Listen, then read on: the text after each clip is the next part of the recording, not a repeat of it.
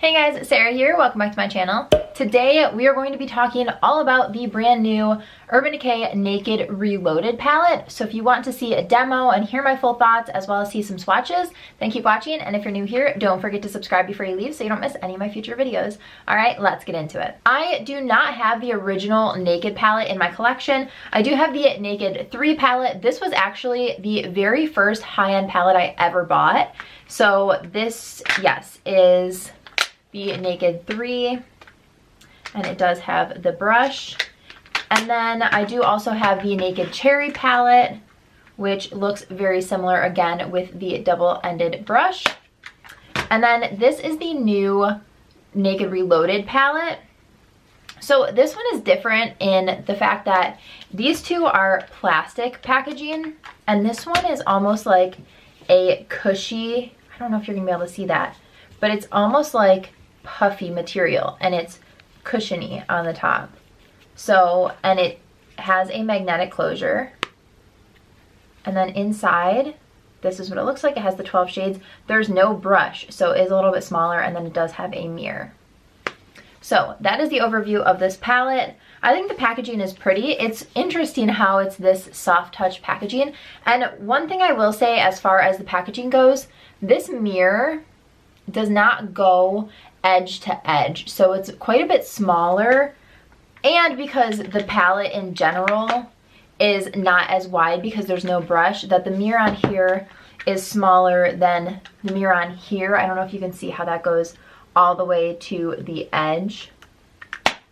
And this one has the border around it. It's quite a thick border, so the mirror part is pretty small. One thing I love about the packaging is that you can flip this around and hold the palette like this, which you cannot do on these ones. They open just flat. So I do, especially if I'm getting ready, I have a mirror sitting on my vanity, so it's nice to be able to just hold the palette and then put your makeup on. But yeah, that's everything for the packaging. I think it's pretty overall. So this retails for $44, and the most of them retail for $54.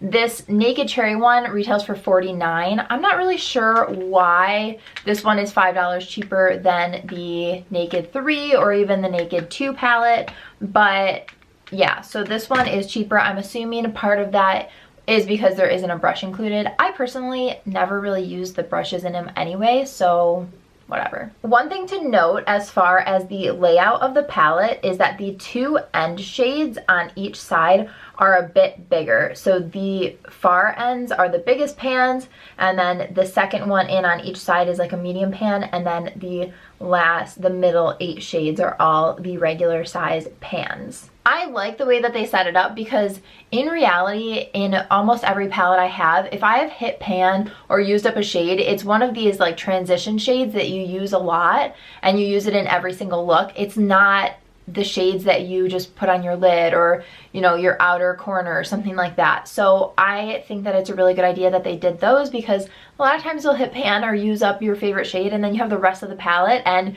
you can't create your finished look because you've already gone through that one major transition shade. There are more matte shades in this one than in the original one. There is one kind of pop of color, which is this peachy shade in Retro.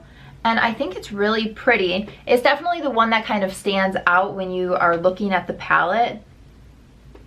But that's what it looks like. I think it is so pretty. It's going to be such a fun shade for summertime. But other than that, this is a very, very neutral palette. I do want to hop into the demo of what I did today just so that you guys can see the shades that I applied. There are a lot of shades that I did not put on my eyes today, obviously. But when I started out, I just set my entire lid with the shade Bribe, which is the lightest shade. This is a really good brow bone shade.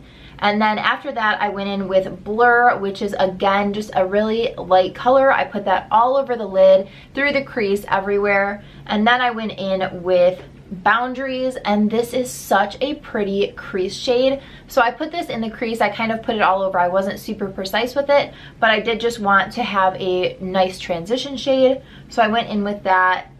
After that, I went in with Reputation. This is a really pretty like rose gold shade. I put it all over my lid, and I think that it turned out really pretty. It's not super, super dramatic because it is a lighter color, but I think it's just the most gorgeous, gorgeous lid shade. After that, I went in with Endgame, and I just popped a little bit of it in my outer corners. I didn't want it to be a super dramatic look just because I have a bunch of errands to run and stuff today, so I'm not trying to look like full glam at the grocery store. And then after that, I popped Bribe right back on my brow bone. So altogether, I used 5 of the 12 shades on my eyes today, and I'm really happy with how the look turned out. I thought all of them were really nice to work with. They blended out really easily. First up, we have Bribe. This is a really bright shade. For how light it is, I think they did a really, really good job with it. Next is this golden shade. This is in Barely Baked, and this is such a pretty lid shut color. It is gorgeous. It has the prettiest sheen to it. Next to that is Angel Fire. This one doesn't have a ton of pigmentation behind it. It almost looks like a shadow topper. Next is Retro, which is that peachy pink. It is super pigmented and it blends really nicely. I think this is going to be so fun for summer. Following that is Reputation.